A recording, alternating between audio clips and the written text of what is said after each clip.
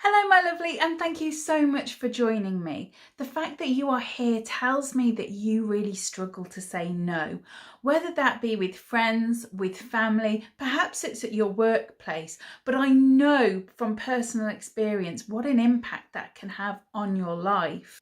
I know how frustrating it can be when you're just not sure why. We can often start to believe that it's just our personality.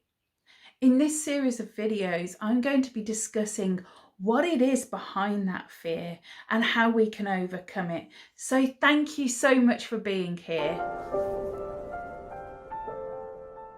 So I'm going to go straight in with our top 11 reasons that you struggle to say no.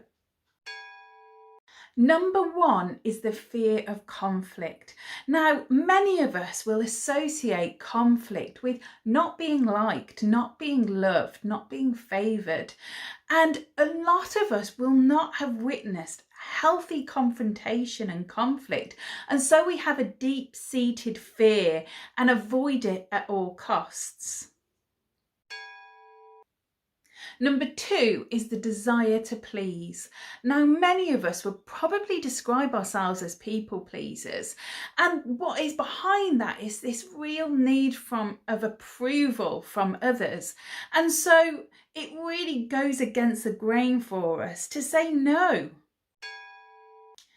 Number three is being put on the spot. It's just our natural instinct to say yes very often without even considering what is being asked.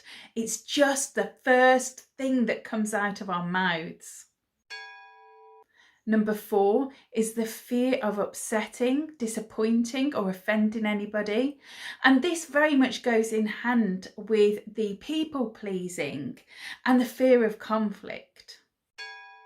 Number five is feeling responsible for other people's problems. That real need to be the rescuer, again, seeking approval and validation of others.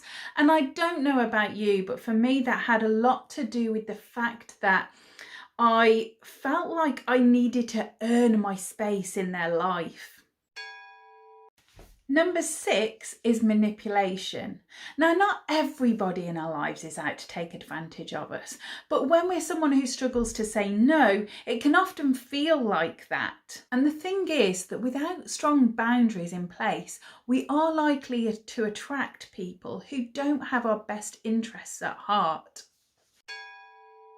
Number seven is feeling guilty, which again goes hand in hand with this feeling responsible for other people's problems.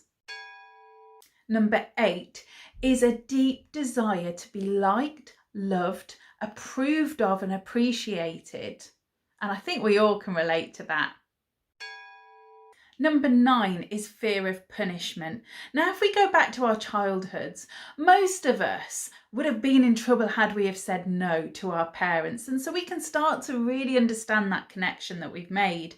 And it shows up in areas of our lives as an adult. So we look at, for instance, in a workplace, and there's that real fear of, if I say no, is it going to harm any potential promotion that I may have? That kind of thing. Number 10 is that most of us were simply taught that it's rude to say no, that it's not a very nice thing to say. And number 11 is the desire to be unique. Now, I don't hear this coming up very often in conversations like this, but I know that this was a driver for me. I had this real desire to be somebody that stood out, that I would be the most helpful person, that I would always go above and beyond for everybody around me, hoping that they would see me as different to everybody else. Again, it was that seeking that validation. In the next videos, I'm going to be discussing how not saying no is impacting on your life in more ways than you can imagine. And I'm going to be discussing how to overcome this hurdle, start saying no confidently, and really standing up for yourself.